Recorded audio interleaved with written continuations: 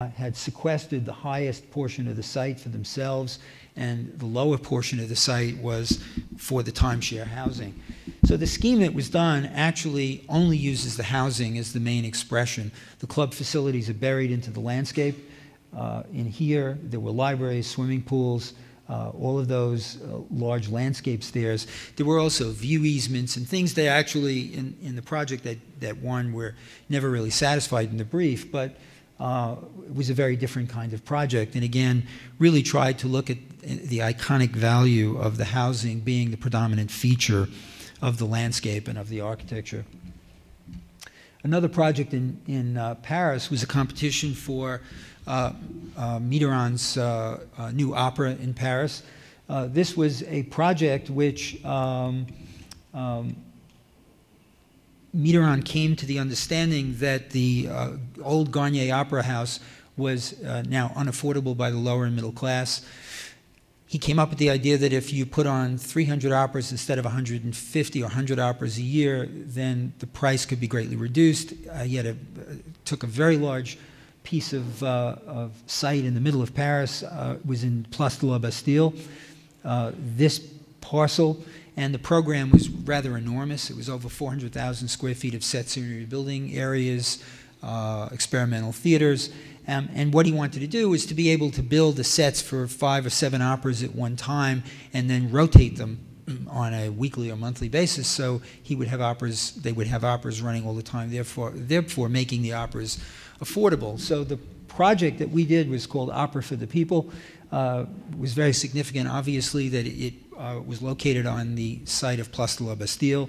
We found underneath the site a subway line running, so we created a station stop on this spur of the Seine River, which you could come out into an outdoor amphitheater, because part of the brief of the competition was what to do with the outdoor space.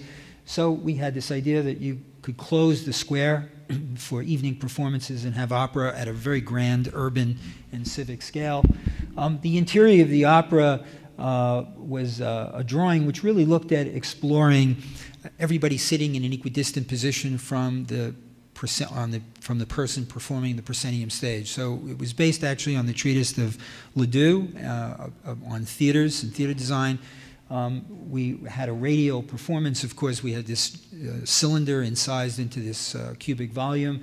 The most expressive element became the cheapest seats in the house, which were the balcony seats. And then, of course, the drum had to be fractured for acoustical purposes. And then you see the rehearsal rooms above, and then projected back with the actors' dressing rooms, and then all of the set scenery and side stages, which were arrayed back in the scheme. We didn't win, needless to say.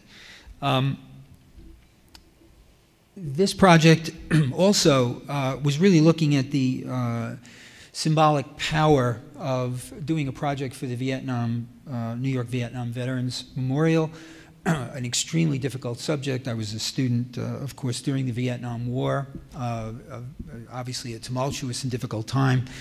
And when the memorial was done in Washington, I, with a number of other architects, signed a petition. We didn't want to donate designability, and of course, the project was won. And when they had the New York one, I wanted to enter it, but do something that really would register at an incredible level the horror of all of this. So it was a project I submitted called War of Despair, War of Assassins.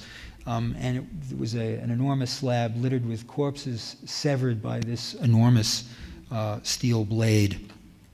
We were eliminated from the competition because we hung out over the highway. Apparently, Ursula von Radingsvart, who's a sculptor, was on the jury. And one day I met her, she was teaching at Yale, and she said to me, you know, I was just on this competition jury, and you wouldn't believe the veterans got up and they were going to leave, and the generals, they were furious because we wanted to give this prize. This crazy person did this project with this corpse-littered slab. We didn't win that one either.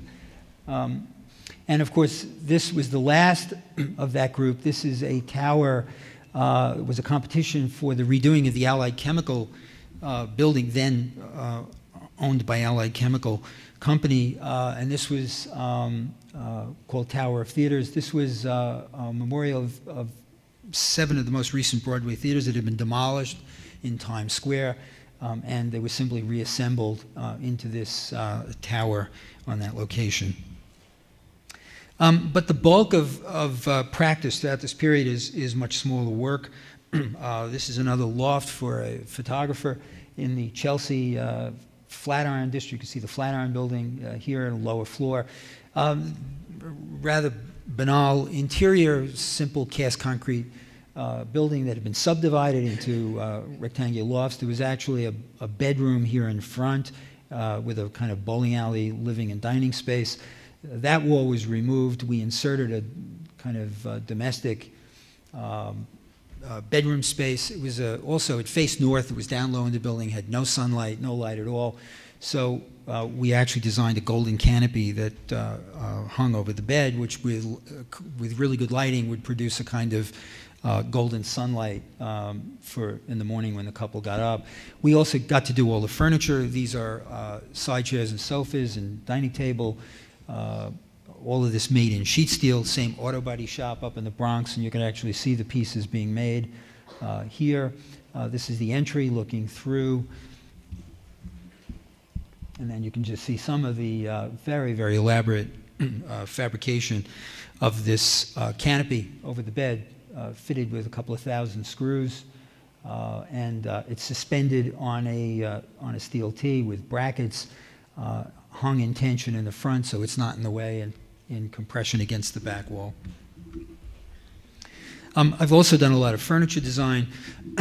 This chair, which I had done a room of experimental furniture for the Formica company. This is in a material which had just come out at the time, Sorel, which was the Formica version of Corian, which had also just come out a year or two before that. It's a synthetic resin material produced in sheet form. I used it in a number of projects. Here you can see some of the drawings of the chair. It's an object which really tried to explore what the physical properties of this material was, which was that you could cut it like a sheet of wood, you could mill it, dado it, route it, but you could also join it, and then they give you the material in canisters, loose, liquid, and you can smooth it over, and then you sand it out, and it has no joint at all. So I started to look at the idea of the furniture, looking at the opaque and block solid nature of this, and looking at the thinness of the material and sheet stock, and the intricacy of how you could assemble and make the chair. This was done for a little breakfast room in a house addition we were working on in Scarsdale. The addition didn't get built, but the chair got made.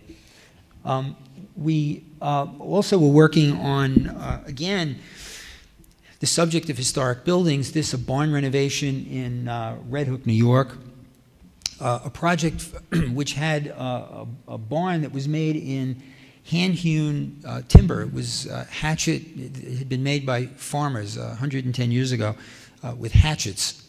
So it had this incredible patina to these huge timbers that formed the barn. The outside had been renovated. Before, there was a milking shed that was quite old, near dilapidation. And then the owner had this idea about a residence for him and a guest wing. So we decided, and it had to be built in stages. So we fashioned these two environments, the owner's wing, the guest wing. You can see them here organized in the barn. They were sitting up on a columnar structure, so the ground floor was open. You can see the space between the two structures here.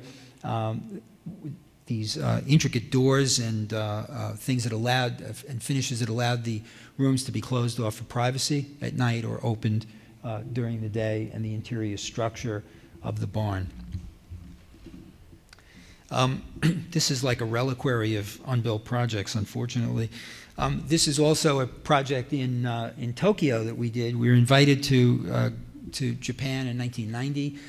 This was a project for the Toyota Motor Company. They were in the process of building a 20-story headquarters building with a 9-story automobile showroom, and they asked a couple of designers to come to Japan and make a proposal for a monument to the company.